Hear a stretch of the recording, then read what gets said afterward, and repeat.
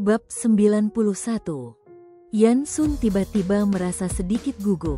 Duduk di samping Nalan Hongye, ia mencoba menghindarinya. Ia mengerutkan kening dan berkata, "Jangan menusukku." Nalan Hongye mengangkat alisnya. "Kau pernah di medan perang? Apa kau takut dengan jarum sekecil ini?" Yan Sun tetap diam, skeptis terhadap keahliannya. Ia terus mengerutkan kening, namun kemudian menyadari bahwa Nalan Hongye pandai menyulam. Jari-jarinya begitu cekatan, seolah menghidupkan jarum itu. Nalan Hongye tampak lemah. Dari sudut pandang Yan Sun, ia hanya bisa melihat leher putih bersihnya. Sinar matahari menerpa tubuhnya, memancarkan aura tenang, sementara aroma tanaman obat memenuhi ruangan. Pasir dalam pot penunjuk waktu meluncur ke dasar, butir demi butir. Suara gesekan jarum pada kain samar-samar terdengar. Tiba-tiba, tangan Nalan Hongye gemetar, dan ia mulai terbatuk pelan. Awalnya ia mencoba menahannya, tetapi batuknya segera tak terkendali, semakin keras. Yan Sun mengerutkan kening dan mengulurkan tangan untuk menepuk punggungnya perlahan, berseru, "Cepat, bawakan air." Wen Yuan bergegas maju. Yan Sun menerima secangkir air dan menyuapinya. Saat napas Nalan Hongye mulai stabil, wajahnya tetap merah dengan sorot mata yang lelah. "Kau baik-baik saja? Butuh dokter?" Nalan Hongye menggeleng lemah. "Tidak perlu, ini hanya penyakit biasa. Aku akan baik-baik saja setelah istirahat sebentar. Jangan perbaiki pakaian ini lagi. Tunggu sampai kau merasa lebih baik." Nalan Hongye mengangguk, merasa sangat lelah. Yan Sun melepas mantel luarnya dan menyerahkannya kepada Wen Yuan. "Tunggu sampai dia lebih baik. Jangan berikan ini padanya dalam beberapa hari ke depan." Wen Yuan mengangguk gembira dalam hati. 5 tahun. Akhirnya, surga telah membuka mata. Yang Mulia akhirnya tahu cara memanjakan istrinya. Yan Sun mengenakan jubah lain dan berkata kepada Nalan Hongye, "Aku akan pergi. Istirahatlah dengan baik." Nalan Hongye mengangguk. Yan Sun berbalik, berjalan keluar ruangan, dan mengangkat tirai istana. Saat bayangannya memudar, Nalan Hongye tiba-tiba merasa cemas. Dengan keras, ia berseru, "Yang Mulia." Yan Sun membeku dan menoleh ke belakang. Dari jauh, mereka saling memandang. Waktu seolah membeku di antara mereka. 1 tahun, 2 tahun, 3 tahun, 5 tahun, semua yang tidak ia ketahui. Puluhan tahun, bertahun-tahun. "Aku akan memberitahu dapur untuk menyiapkan lebih banyak hidangan lezat malam ini." "Yang Mulia, maukah Anda datang?" Yan Sun berdiri di tengah istana, terus memandangi wanita di ranjang dari jauh. Itu adalah istrinya, seseorang yang tidak pernah ia akui atau perhatikan, namun telah membantunya secara praktis dalam banyak hal. Ia berdiri di sana, memandanginya, mencoba mengingat seperti apa penampilannya di masa lalu.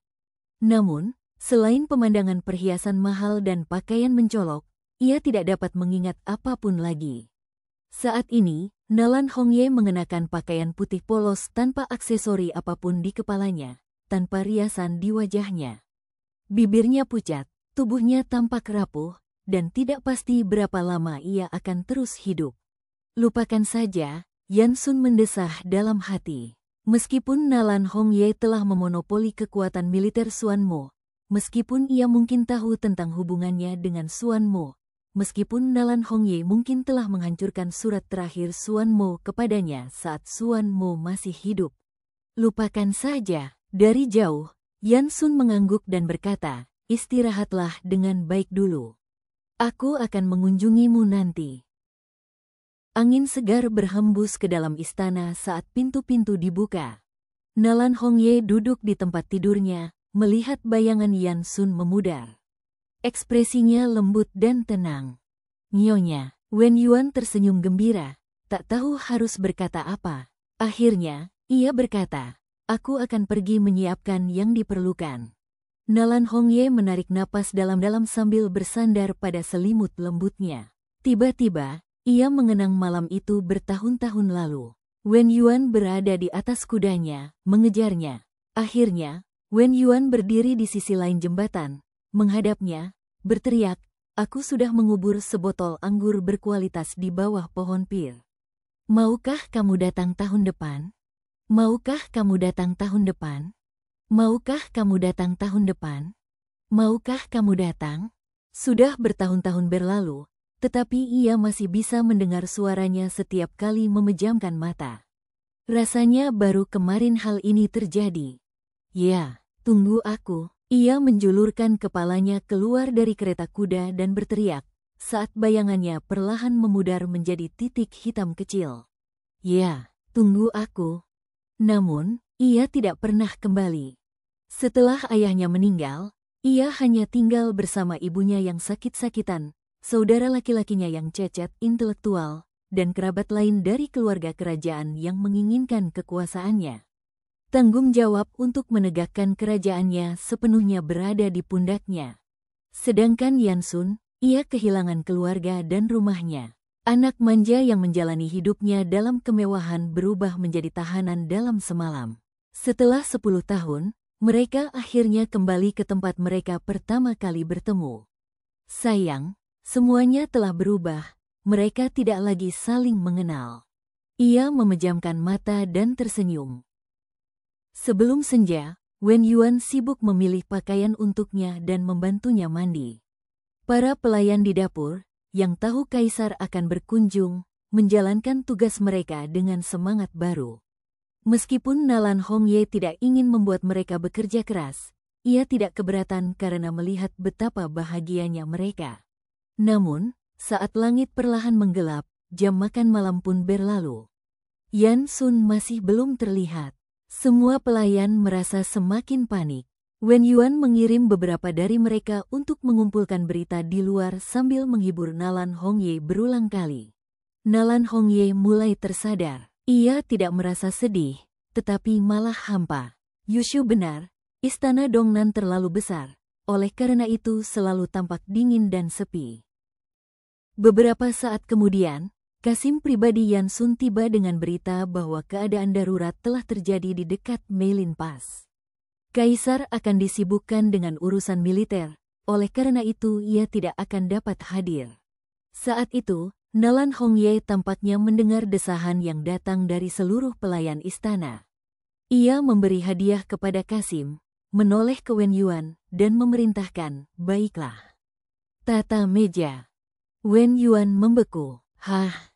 Nalan Hongye tertawa. "Aku akan makan. Jangan bilang aku tidak perlu makan jika Yang Mulia tidak ada di sini." Hal ini muncul di benak Wen Yuan saat ia memimpin para pelayan lainnya untuk menyiapkan makan malam. Nalan Hongye makan lebih dari 20 hidangan sendiri. Selera makannya luar biasa baik. Setelah makan cukup lama, ia menyuruh para pelayan untuk membawakan sup. Dalam 3 hari berikutnya, Yan Sun disibukkan dengan urusan militer. Setelah kalah perang tahun itu, Putri Jingan, Yuan Chuner, mundur ke perbatasan selatan. Meskipun dikepung oleh Yuan Yue beberapa kali, ia berhasil lolos dengan sedikit keberuntungan. Yuan Yue, karena Yuan Che dan melihat bahwa Yuan Chuner tidak lagi menyerang Tang, tidak mengejarnya lebih jauh. Akan tetapi, laporan berita terbaru dari Barat Laut mengklaim bahwa pasukannya, bersama dengan orang-orang Kuanrong, telah melakukan aktivitas yang tidak biasa di luar jalur tersebut. Dalam waktu singkat, banyak laporan yang saling bertentangan beredar di seluruh ibu kota. Istana Yan menjadi tegang. Selama 3 hari ini, kondisi Nalan Hongye kambuh beberapa kali. Istana Dongnan tampak dingin dan sunyi. Malam itu, Nalan Hongye, yang telah terbaring di tempat tidur selama 3 hari, tiba-tiba bangun dan menyuruh Wen Yuan untuk mengambil kotak katun yang dia simpan di lemari.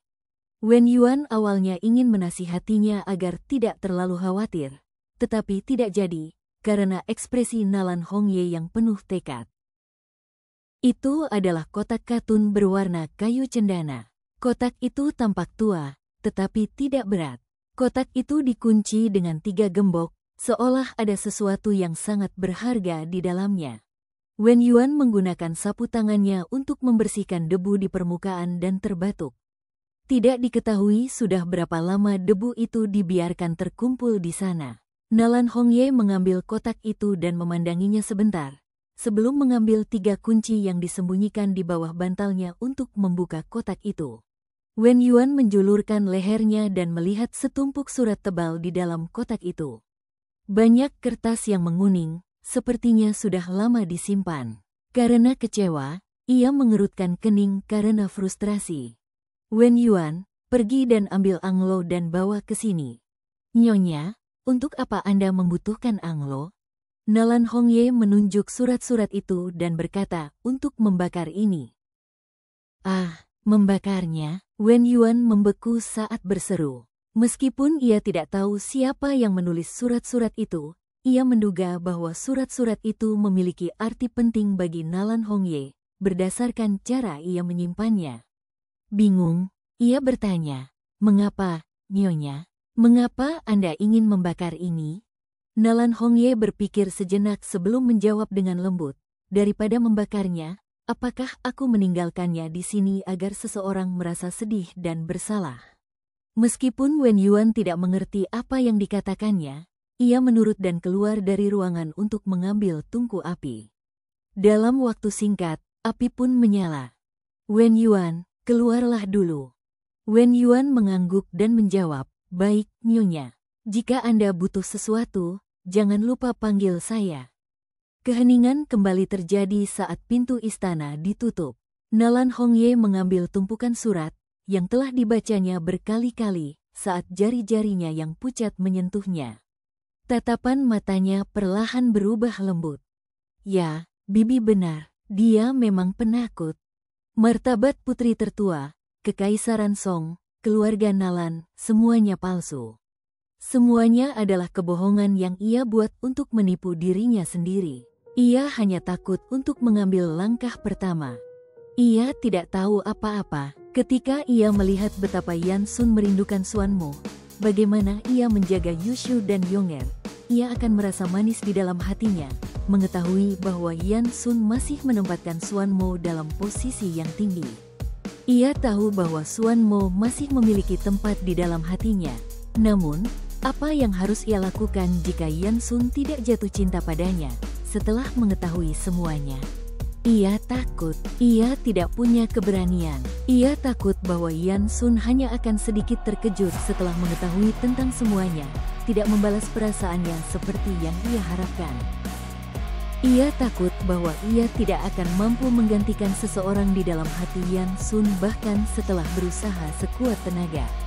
Ia takut bahwa ia akan ditakdirkan untuk gagal, bahkan setelah kebenaran telah diketahui. Kemudian, ia bahkan tidak akan memiliki hak untuk bermimpi.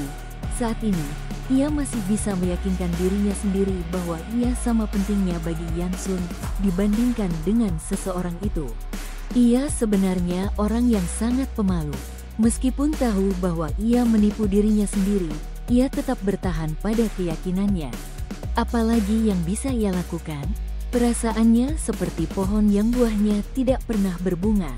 Ia takut akan datangnya musim gugur. Oleh karena itu, ia dengan keras kepala bertahan di musim semi dan musim panas.